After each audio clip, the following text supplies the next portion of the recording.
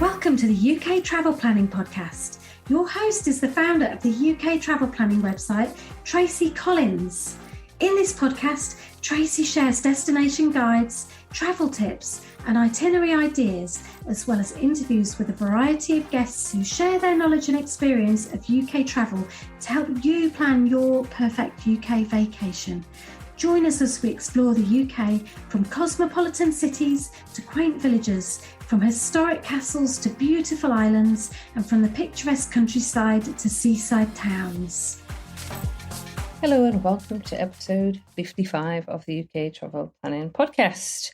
This week I am recording this episode in Australia after flying back in to Brisbane last Friday night. I must admit I'm feeling a little bit jet lagged at the moment. Had a couple of good nights sleep followed by 2 nights of waking up at 2 o'clock in the morning. So I'm feeling a little bit tired. Anyway, I thought this week what would be a really lovely little episode for me to do is to talk a little bit about US versus UK, not in a kind of any bad way or any way to criticize either the United States or the UK in any way, but really just to kind of give some information to prepare you for the trip. Mainly these things have all come up in the Facebook group or in conversations in trip reports that have and sometimes surprised visitors mainly from North America. These are the things that have come up. So really, I just wanted to kind of talk through these differences so that if you are flying into the UK and it's your first trip, that there's nothing that can surprise you. I mean, some things may surprise you, but these are kind of the big things that I know do come up. So I thought let's kind of talk through them really, so that if you forewarned is forearmed. So let's start talking through some of the differences. As I say, some of these things will give you the opportunity, because you're aware of them through listening to the podcast, to prepare yourself before you actually arrive in the UK or when you're at the point of actually booking hotels and things like that. First thing I wanted to talk about was top sheets, which comes up really regularly. I think there's 2 things that come up really, really very often, and one is top sheets. So you'll find in the UK that most hotels, bed and breakfast, guest houses don't have top sheets. That's because basically we have a duvet, and the duvet cover is washed regularly. So obviously if you stay in a hotel, once you've checked out, or every few days when you're in the hotel, that the duvet cover is taken off and it's washed. So you don't find top sheets very often. I'm not saying that you don't find them at all, because sometimes you will, but it isn't as common as I believe it is in the United States, for example. Now, I kind of grew up, it's really interesting because I grew up in our household, we just had a duvet. In my mum's household, we had a duvet, but if I stayed at my grandparents', they would have a top sheet and then the duvet or sometimes blankets. So I get obviously that this can be an issue if it's warm. I mean, it was particularly hot in the last month or so in the UK while I was there. And, if you've got a duvet, it can feel very, very hot. And obviously you either take the duvet off and then that's it. You've got nothing. So having a top sheet, I can see the advantage of that. So basically, if a top sheet is something that is, you feel that you're going to need, that's something you're used to, then I suggest that you take one with you. That's probably going to be the best option. Obviously, just put one in your packing and then you'll be sorted. The next thing that comes up really, really very often is washcloths. So in the UK, we'll call those flannels or face cloth. So again, some hotels will actually have washcloth. So it's not a blanket thing that you will not find them in any hotel in the UK, because you can.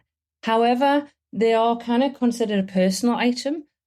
So don't expect necessarily to find that you're going to have washcloth. So I know quite a few of Americans I've spoken to, talked to, have mentioned that they've just taken some either disposable washcloths with them, or just bought some and taken them on holiday and used them and washed them, or just got rid of them. So again, that's something, if you like a washcloth, then perhaps the best option, unless you're going to stay in probably, the more expensive hotels, you probably will find that they do have them. But if that's important to you, then I suggest that you do take some washcloth and put some in your packing. The next thing I do want to talk about, because it comes up such a lot, is air conditioning. So I think it's worth just reminding you that, the weather in the UK is, in the last few years, it's certainly got hotter. It's definitely getting warmer, but it's not a particularly warm or hot climate. So therefore, air conditioning, if it is needed, and I guess, yes, we could argue that it's needed for a few months of the year, especially since it started to get warmer, but it's not common. In fact, accommodation houses everywhere in the UK, it's actually built to keep the heat in because it's cold. So you've got to bear this in mind. If you're coming from a climate where it's hot and you used to have an air conditioning, it's not the same in the UK. You are not going to find air conditioning everywhere. If you think about going on the tube, some of the underground lines were built in the 1800s. Air conditioning didn't exist. And also, I think it's worth saying that is, you've got to think some of the buildings that you're going to be visiting, whether it's a museum or whether it's a hotel that you're staying in, they are old. They may have heritage status, so they're protected. So actually, they can't add, air conditioning into the buildings. So, really do consider that. It's, lots of the places are old. They're not going to have these things.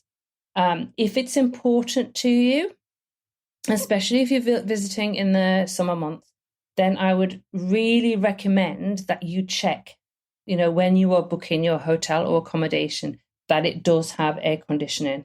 Quite often you'll find that accommodation will provide you with a fan, but obviously if it gets really warm, that can be an issue if you haven't got air conditioning, and it's important to you that you do have that. But as I say, you've got to think that most of the time in the UK it's not particularly warm, so everything is built to keep the heat in rather than keep it cool. Another thing actually which kind of relates to that is lifts. Again, you're not necessarily going to find a lift in a hotel at your accommodation, again, because you might be staying in an old building which has heritage status, or it's just an old building, and therefore, lifts weren't around, so they didn't have any lifts in the building. So that's something that, again, we really recommend that you check when you're booking your accommodation, because what you don't want to do is get to somewhere and find you're on the 5th floor and you've got to carry all your bags upstairs and there is no lift or elevator. So do check that if that's something that is important to you. And I must admit, we've been caught out on that. We were caught out on that in York last year when we booked and ended up being, I think, on the 3rd floor, 4th floor, and had to take all our luggage upstairs. Well, Doug did, I didn't. Yeah, so that's worth checking. Also, actually, when I mention that, I'll just talk about also the difference in terminology between first floor and ground floor. So in the UK, the ground floor is what you may call in America the first floor. So we have a ground floor, then a first floor, second floor, third floor, and up from that point. So obviously in the United States, it starts with first floor, second floor. You don't actually have that ground floor. So if you're going to look for accommodation and you know that they don't have a lift, so make sure you ask for a room on the ground floor, because if you say the first floor, you're going to be going up a flight of stairs. So that's important to know. Okay, so thinking about supermarkets, because there's an interesting difference. In Australia as well as different. So in the UK, you need to take your own bags to the supermarket. You can purchase bags, which cost 5 pence, 10 pence to pack your whatever you purchase in. You will have to pack it yourself, which is different to Australia, where somebody will pack your bags for you. I'm not sure in America. I think people pack them as well. But in the UK, you are expected to pack your own bag and to either provide your own bag or to purchase a bag when you're actually in the store. So I recommend just having a couple of small bags that you take around. We've just got ones that fold up, and we keep those in our bags and then take them out when we actually go into a supermarket. And then you can use that. So that's good better for the environment, and also you're not having to buy plastic bags every time you go somewhere. Another thing that comes up a lot is drinks. So you might find it surprising in the UK, but You will get asked generally if you would like ice in your drink, but don't assume that you will get ice put into the drink automatically, because we tend not to like a lot of ice in drinks. This is something that's come again. I've talked in the Facebook group where I was kind of told, well, we like our drinks cold. Well, yeah, we kind of like our drinks cold in the UK as well, but we do not like a full glass of ice, because to me, and this is personal, it just waters down the drink. So I ended up having mainly water and hardly any drink. You won't find as well that you kind of get, some places you will get like bottomless soda, so you can kind of keep going and refilling it, but it's quite unusual. So generally you will get asked how much ice you want. So if you want a full glass of ice, you're probably going to have to ask for that. Because if they say at a bar, do you want ice? And you said yes, chances are you'll get 1 or 2 cubes of ice. That'll be it. You probably won't get more than that. So if it is important to you that you want a full glass of ice and hardly anything to drink, then you need to ask for it when you're ordering your drink. I'll also just mention about iced tea as well, because this is something that comes up quite often. So iced tea in the UK, you can purchase, peach iced tea, mango iced tea. I think I had lime and mint iced tea. But you tend to be able to buy that in the supermarket. You can't order that necessarily in cafes and restaurants. Sometimes you can. It's kind of homemade that they'll make, but it's not the same as iced tea that you get in America. So it's fruit based rather than, I think, made from actual tea bags, from what I gather when I've been speaking to other Americans about that. So if you like your iced tea, it's going to be very different. You can buy it from a supermarket, and it's going to be a kind of fruit flavored, lemon, peach, that sort of thing. But I think, as I say, I think it's, from what I gather, it's very different. I'm not going to talk about coffee, even though I've heard quite often that the coffee in the UK isn't great. I can't talk about that, so I'm not going to, because I actually don't drink coffee. So I guess that's going to be something really probably worth, if you join our Facebook group, you can ask people in the group about what where they recommend for to go for the best coffee. Because obviously there are quite a few different chains. Though I must admit, from what I've heard from people, everybody just says go to the kind of smaller individual kind of cafe, not the chains, basically. So then next thing I was going to talk about is tipping, because we're kind of talking about getting drinks in bars and restaurants and that type of thing. So tipping isn't necessary. It isn't expected. However, it is a nice thing to do. But somebody won't tell you off if you don't tip, put it that way.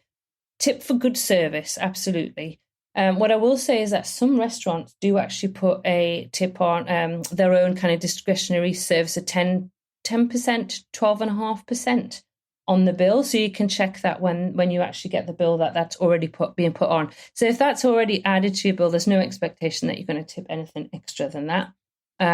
If you want to tip the waitress or waiter, absolutely go ahead and do that. That's fine. If you're in a cab, we usually say just, round up to the nearest pound. So if it's like £3.50, you want to put £5, or if it's, £8, go up to £10, that sort of thing. Just round it up. But again, things like if you're in a pub, there's no expectation that you're going to tip the person that you're ordering your drink from behind the bar. So yeah, I will just mention one thing about tipping though.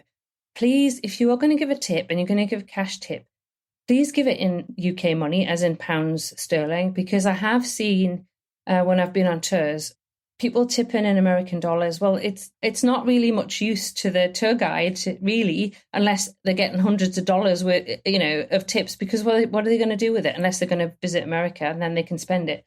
It's just, more polite, really, if you're going to tip, to actually tip in UK currency, so in pounds. That's something that I just noticed anyway. Next thing I just want to mention briefly as well is driving. If you're planning to drive in the UK, obviously the UK would drive on the different side of the road to America, same side as Australia and many other countries, but obviously you drive on the left. And there are more roundabouts or traffic circles than you may be used to. I was actually reading before, I think there's something like 9,000 roundabouts in the US now. But they're certainly not as common. You're going to find them everywhere in the UK. Roundabouts are very, very popular. If you are concerned and if you are planning to drive in the UK, I really recommend that you listen to podcast episode number 12, where I talk to the founder of Tripiamo, which is it's a program that has been specially developed to help North Americans learn and prepare for driving in the UK. And that includes things like roundabouts. So I would recommend that, because that is something, if you're planning to drive, that you're probably going to find that you're not used to. So yes, I would highly recommend that. And again, we've had some fantastic reviews from people who've used that program to prepare. And I guess the last thing I just want to talk about really is, I guess, some terminology differences. Obviously, there are differences for spelling between American English and British English. English, I'm not sure British English. Anyways, but some of the terminology differences, which I'm sure you'll be aware of, but I'll just do a reminder, is that, we'll walk on the pavement rather than the sidewalk. We use a lift rather than an elevator. We will say chips for what you may call French fries, and we will call what you call chips, we call crisps. And then, cookies, we will call biscuits, though, to be honest, you will hear people saying cookies now. So that's definitely kind of creeping into English, British English language. And also, if you're asking for the bill at the end of the meal, obviously you may call it a check, we call it the bill. So it's just kind of being sure about the terminology. But though I imagine if you kind of ask somebody, could I have the check, they'll know exactly what you mean.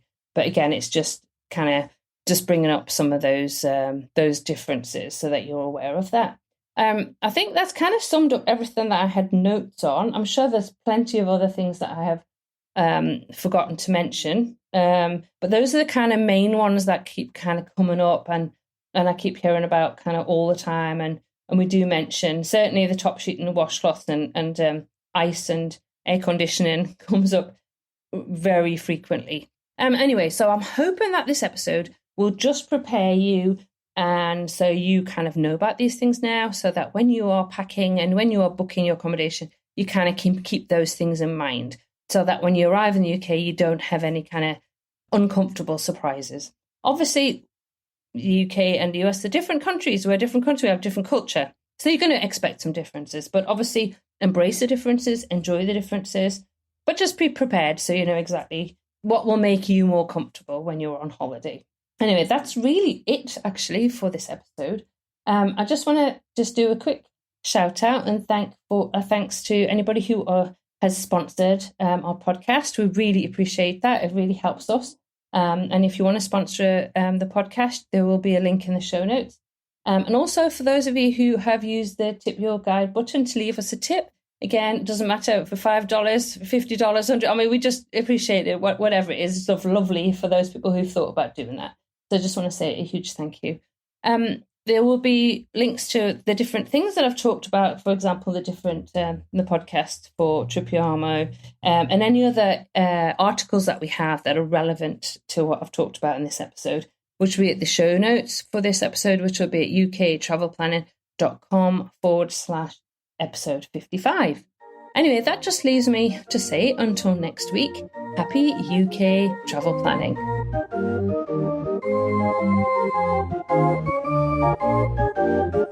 Thank you.